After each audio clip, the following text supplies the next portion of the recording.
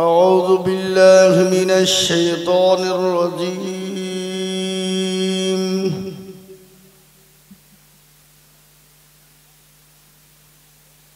بسم الله الرحمن الرحيم.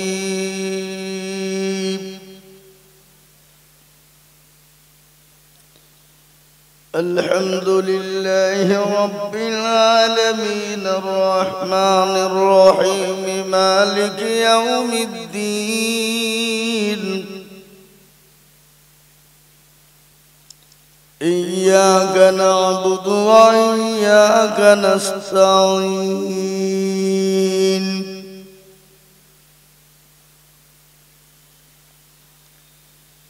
اهدنا الصراط المستقيم صراط الذين أنعمت عليهم غير المغضوب عليهم ولا الضالين.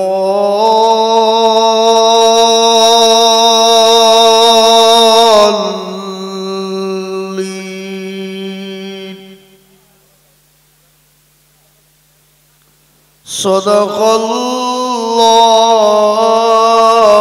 العظيم.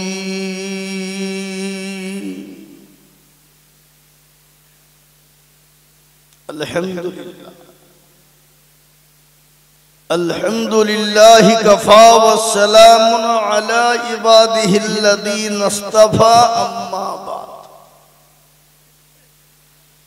فقد قال الله تبارك وتعالى في كلامه المجيد وفي الفرقانه الحميد: أعوذ بالله من الشيطان الرجيم. بسم الله الرحمن الرحيم. إنا نحن نزلنا الذكر وإن له لحافظون. وقال عز وجل في موضع آخر: إن الدين عند الله الإسلام. وقال النبي صلى الله عليه وسلم: خيركم من تعلم القرآن وعلمه، أو كما قال عليه الصلاة والسلام.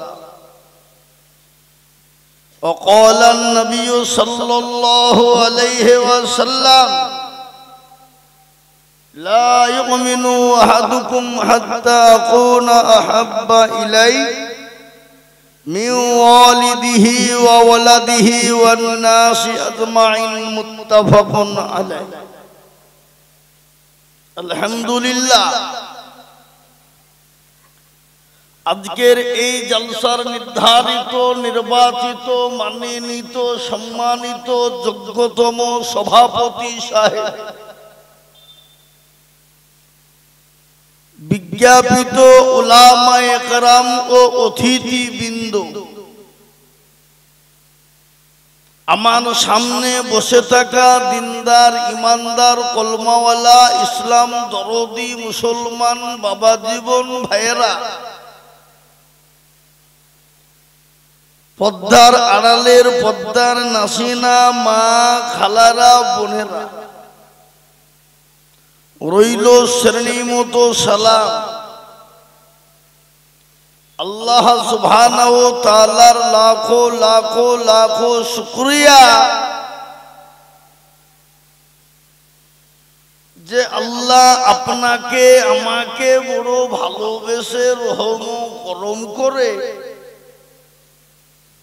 দিনী মজলিসে বসার আসার তৌফিক এনায়াত করেছেন।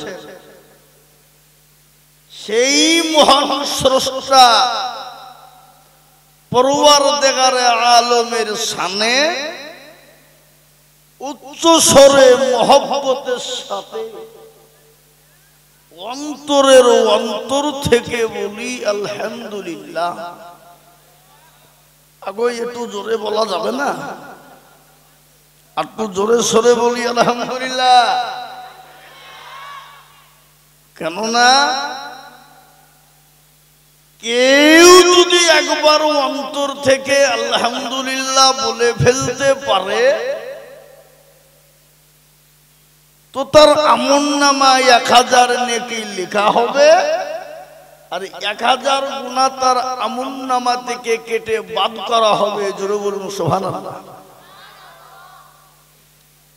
আর এখানে নেকি দরকার নাই এমন কোন লোক আছে এখানে? এ বাবা আছে কেউ? বলে হুজুর আমার নেকি দরকার নাই, এই কথা কে বলতে পারবে? প্রতিটি মানুষের নেকি দরকার আছে না নাই? মাস্টার, ডাক্তার, জমিদার, পয়সাওয়ালা, গাড়িওয়ালা, বাড়িওয়ালা, আলেম, মৌলভী, মুহাদ্দিস, শাইখুল হাদিস, বক্তা, শ্রোতা, সকলের নেকি দরকার আছে কি নাই জোরে বলুন।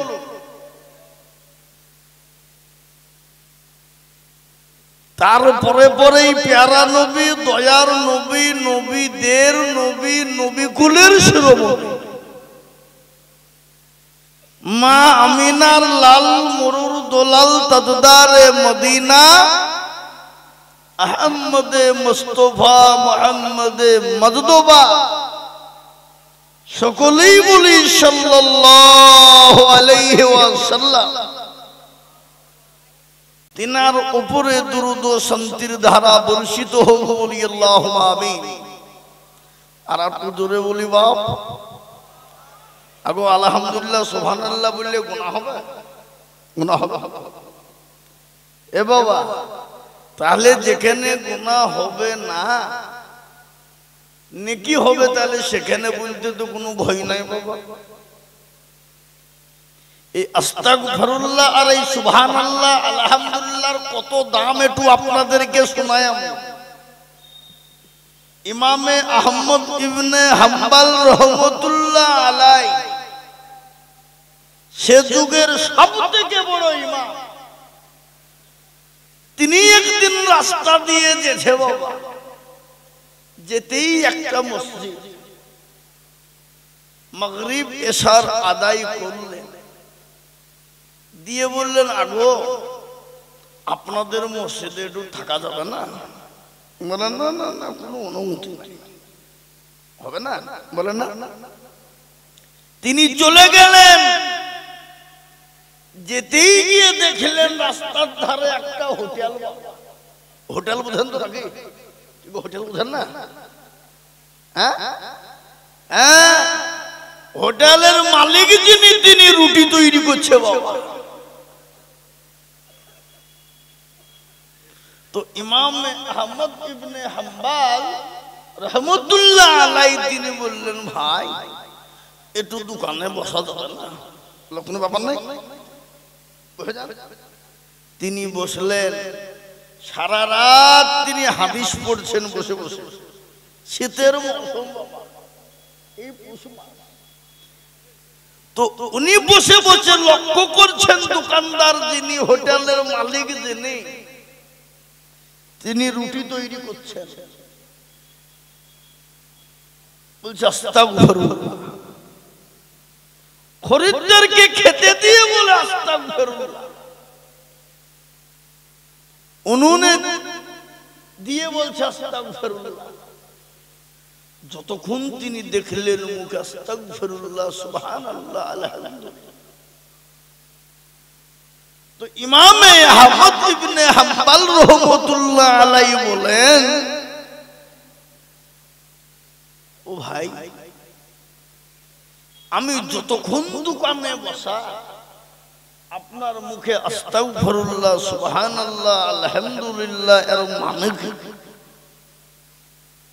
তো দোকানদার হোটেল মালিক বলেন ওগো পথিক,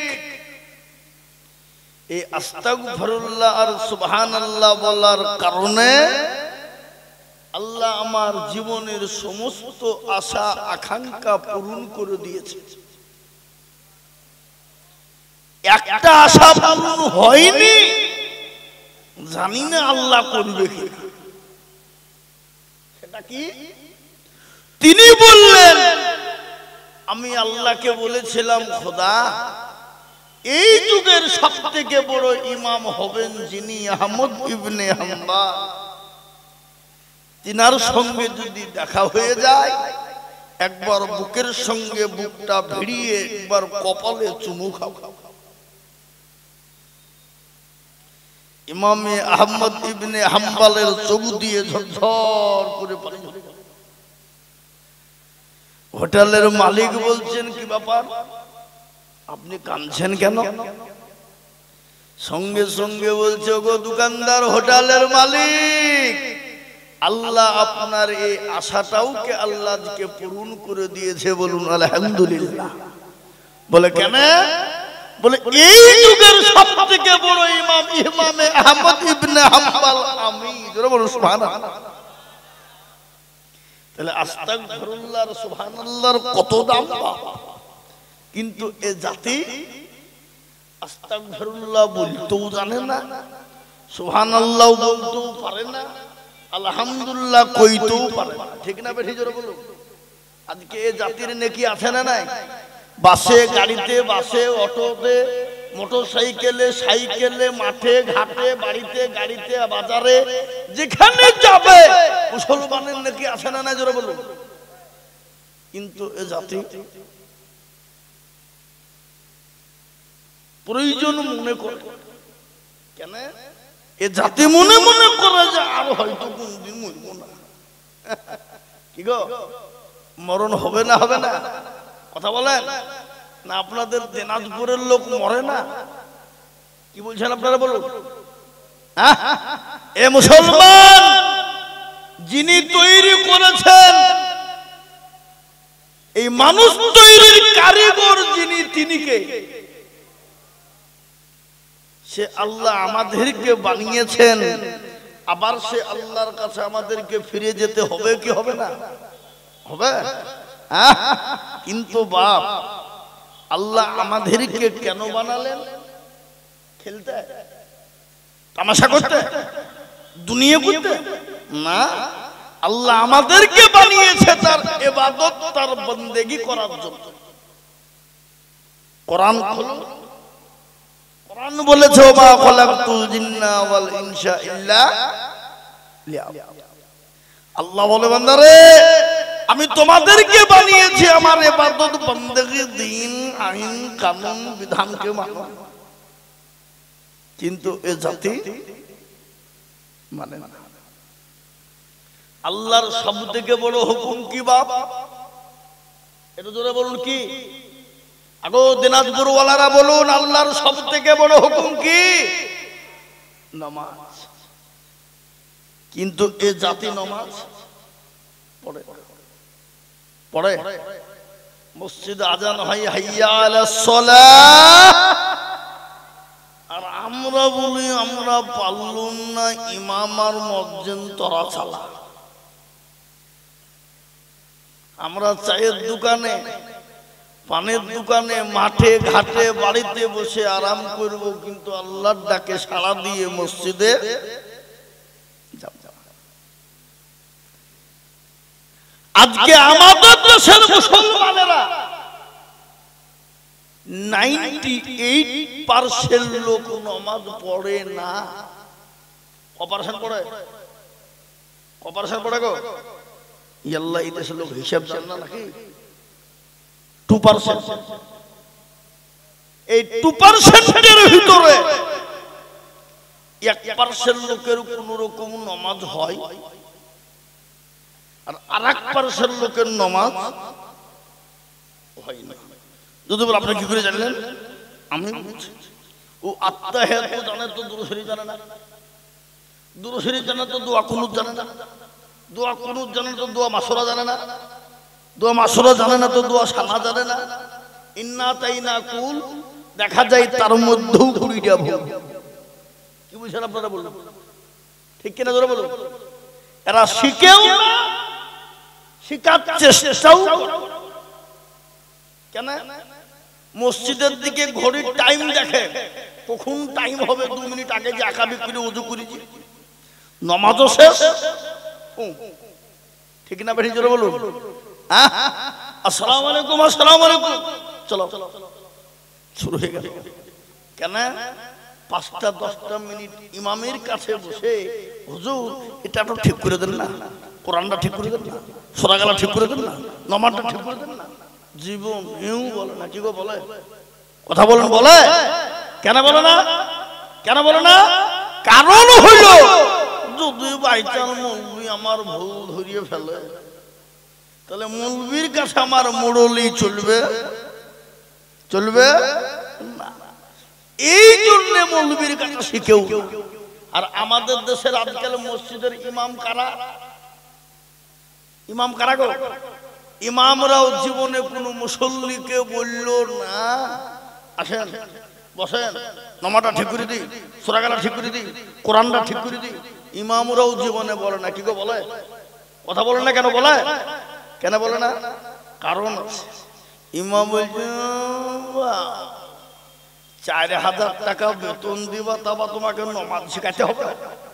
তোমাদের ভাগ্য ভালো আমি ওযু করিয়ে নামাজ পড়াই। বেশি কায়দা করলে বিনা ওযুতে নামাজ চালিয়ে দিব, তো নামাজ হলেই বাকি না হলো। এ বাবা, ইমাম কত বেতন? 4000। আপনাদের দেশে কত জানি, আমাদের এলাকার কথা বলছি। 4000 টাকা বেতন। ও মাল তো 27 দিনের মাথাতে নামাজ পড়বে বলে আলহামদুলিল্লাহ রাব্বিল আলামিন রহমান আল্লাহ, মাস তো শেষ, বেতন পাবো 4000।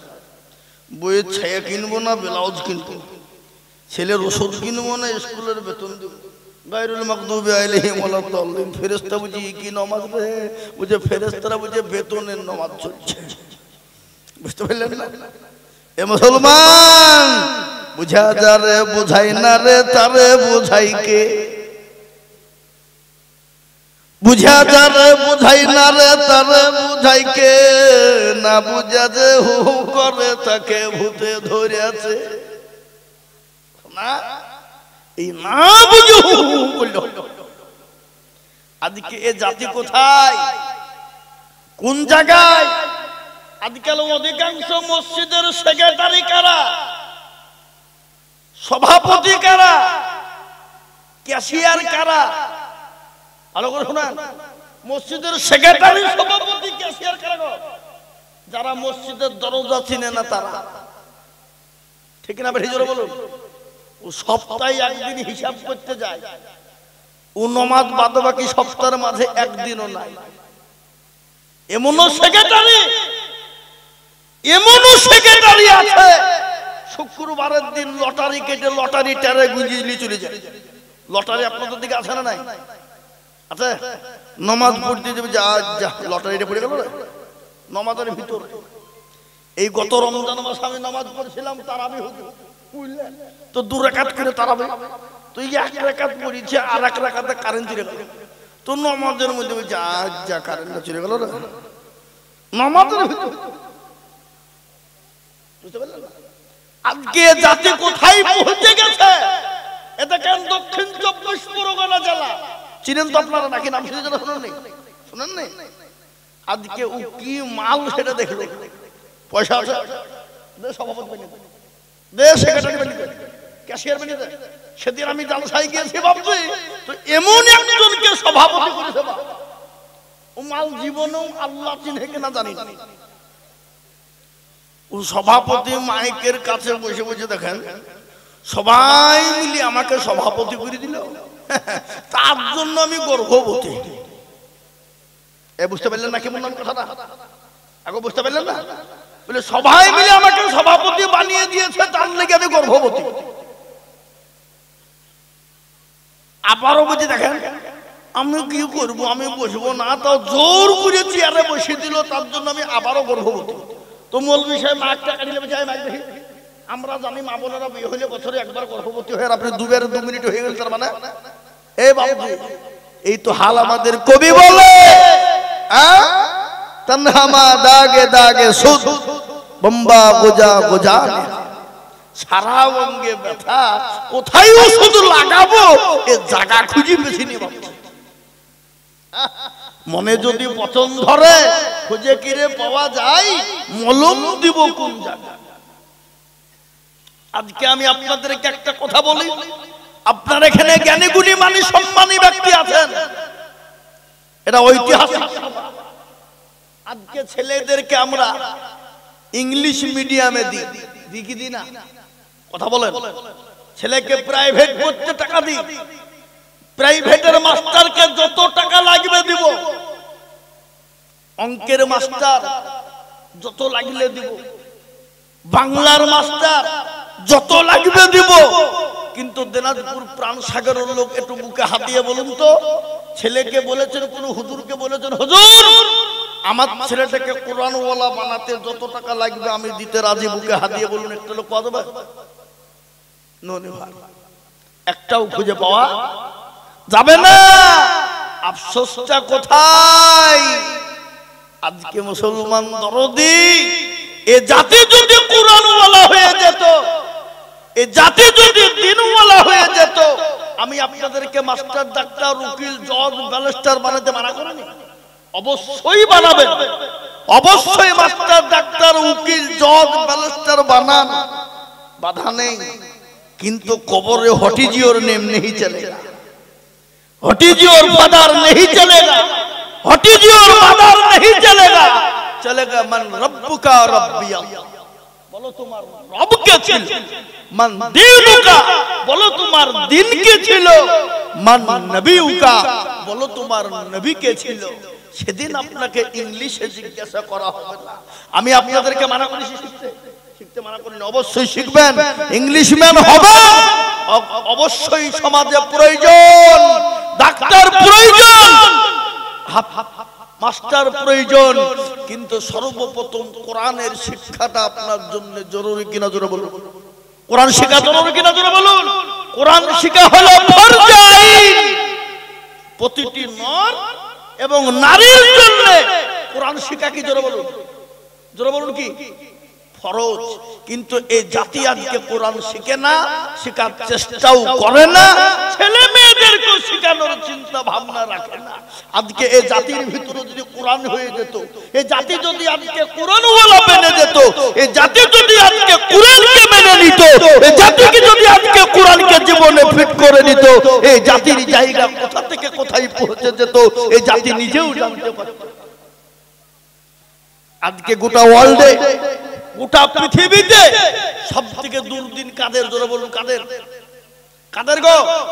আজকে সবথেকে দুর্দিন মুসলমানদের। যতক্ষণ পর্যন্ত এ জাতি কোরআন না শিখবে, যতক্ষণ পর্যন্ত এ জাতি আল্লাহর দ্বীনকে জীবনে ফিট না করবে, ততক্ষণ পর্যন্ত এ জাতির নিস্তার নাই, এ জাতির ক্ষমতা নাই বাঁচা।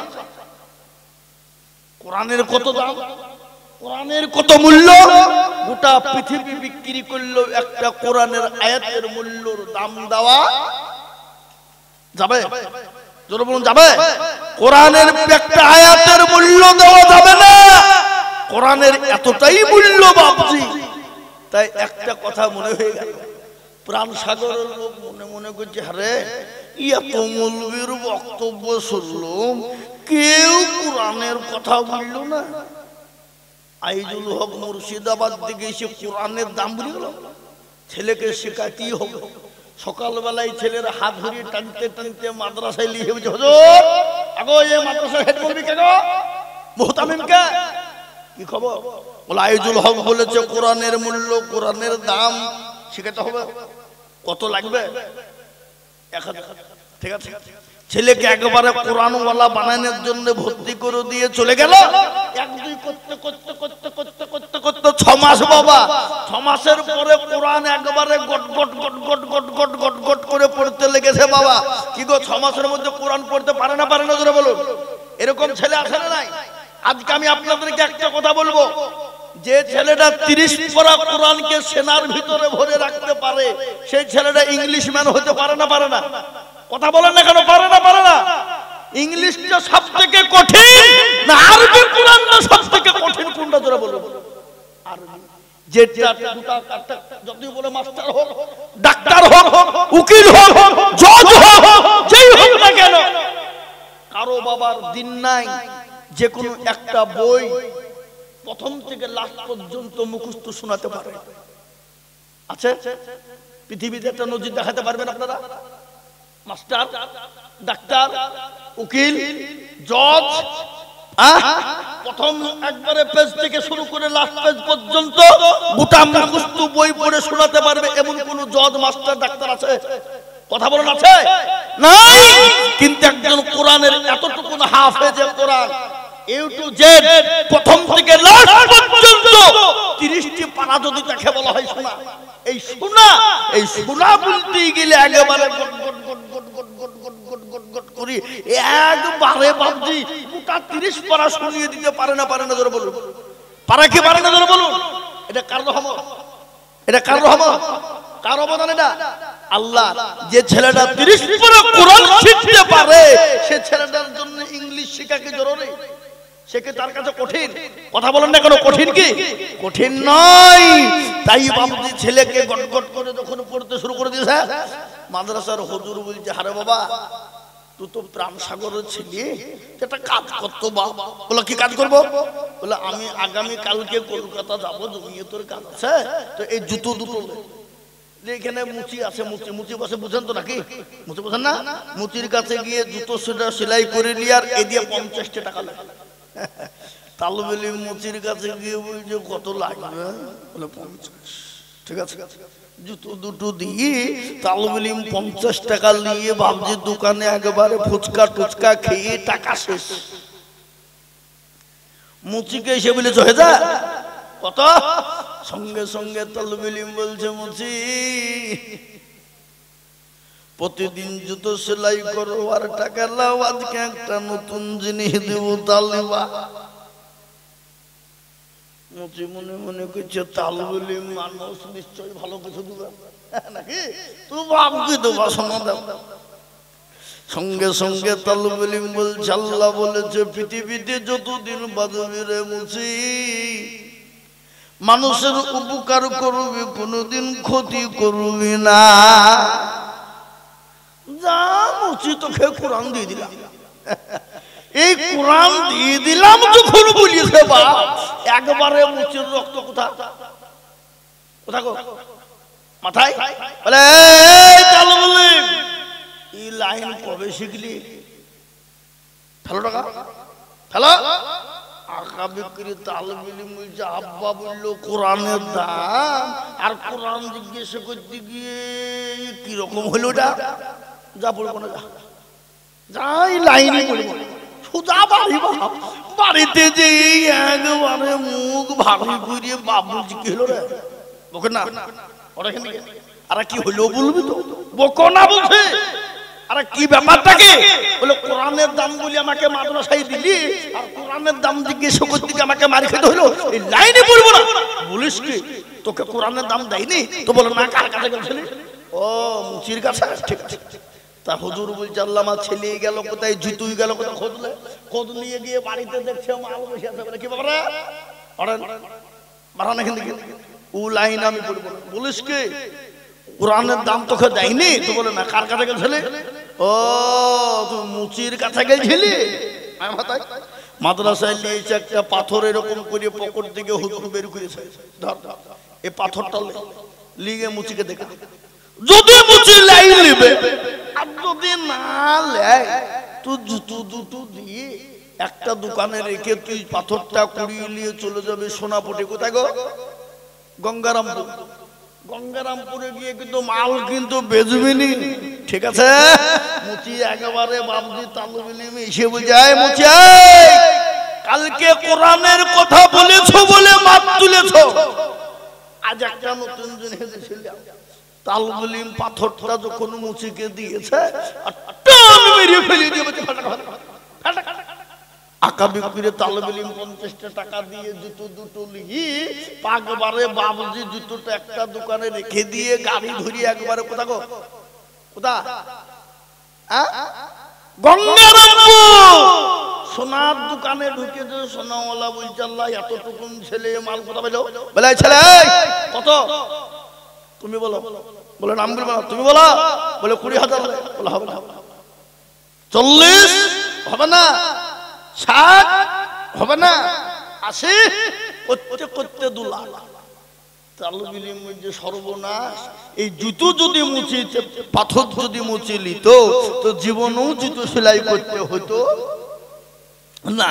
তালবিলিম গাড়ি ধরে একেবারে প্রাণ সাগরে নেমে জুতো দুটো নিয়ে মাদ্রাসায় ঢুকি বলছে সুবহানাল্লাহ হুজুর। তো হুজুর বলছে আরে আজকে তো কোন পীরের মুরিদ হলো, তো জুতো তোর জিকির থামে না? বলে হুজুর মুচির ভাগ্য খারাপ। বলিস কি? পাথর দিল মার টান মেরে ফেলে দিল, কুড়িয়ে একবারে গঙ্গারামপুর এক এক করতে করতে 2 লাখ। বলে বেঁচেছিনি তো? বলে না। দে আমাকে দে। দে। হুজুর পাথরটা নিয়ে পকেটে হাত ভরে তালবিলিমের মাথায় এরকম করে হাত দিয়ে বলছে পাগল পাগল শোন কি মতির কদর যাহা বাদশা জানেন তা, মতির কদর যাহা বাদশা জানেন তাহা গারু জানে জোহরে যে জোর। একই আছে সুবাস ফুলে তা জানে বুলবুল গনে আরো জানে সোনা পরিজুল। পাগল মুচি কি করে কোরআনের দাম দেবে বল বল বল। মুচির কাছে একটা অর্ডিনারি পাথরের মূল্য যা, একটা সোনার মূল্য তাই রে পাগল। সে কোরআনের দাম কি করে দেবে বল। পাগল এতটা অঞ্চলে কোনো মুসলমান পেলি না, পেলি পেলি ওই প্রাণ সাগরের মুচি কি খুঁজে পেলি পাগল।